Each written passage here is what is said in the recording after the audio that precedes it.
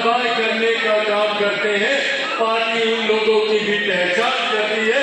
सिर्फ ये विश्वास आज आप लोगों को दिलाना चाहता। साथियों, पार्टी की ये ऐतिहासिक जीत आप लोगों के समर्पण के बिना ये जीत कतई संभव नहीं हो सकती।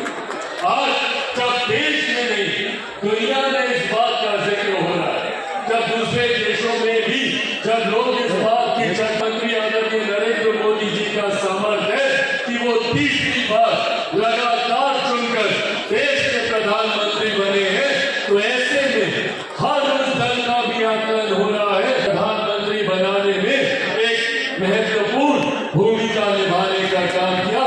और ऐसे में सबसे मजबूती से अगर किसी पार्टी का जिक्र हो रहा है तो वो लोक जनशक्ति पार्टी राजविलास साथियों, ये सामान्य बात नहीं थी, ये सामान्य परिस्थिति नहीं थी कि ऐसी परिस्थिति में जहां पर विपक्ष ने साम दाम दंड भेद पूरी अपनी ताकत पूरी अपनी शक्ति लगा दी कि किसी भी तरीके से एनडीए के प्रत्याशियों को चुनाव हराया। उन्होंने झूठ बोलने का काम किया, गलत नैरेटिव सेट करने का काम किया। उन्होंने हर मन से कभी आरक्षण को लेकर, कभी संविधान को लेकर, कभी लोकतंत्र को लेकर भ्रमित और झूठी बातें फैलाने का काम किया।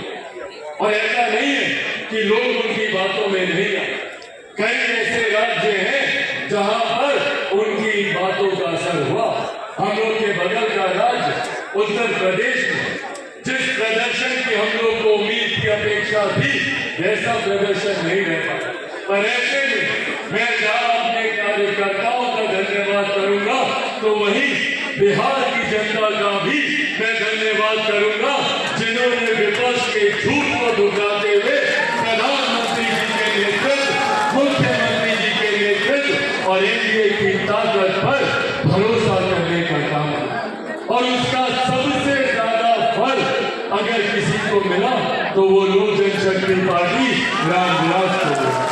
आज मुझे गर्व होता है ये कहते हुए कि हमारे नेता, मेरे पिता आदरणीय रामविलास पासवान जी, उन्होंने हमेशा से ये सपना देखा कि पार्टी नई ऊंचाइयों पर जाए।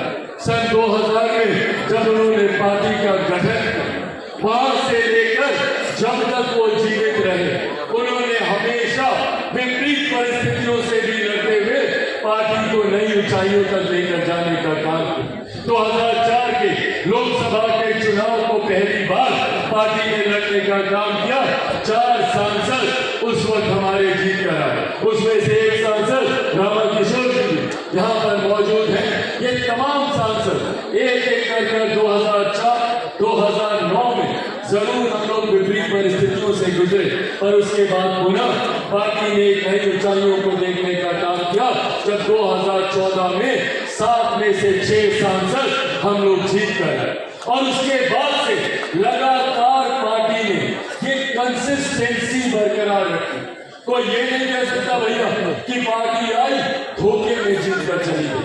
हम लोगों ने 14 में भी अपने आप को साबित किया, हम लोगों ने 19 में भी अपने आप को साबित किया।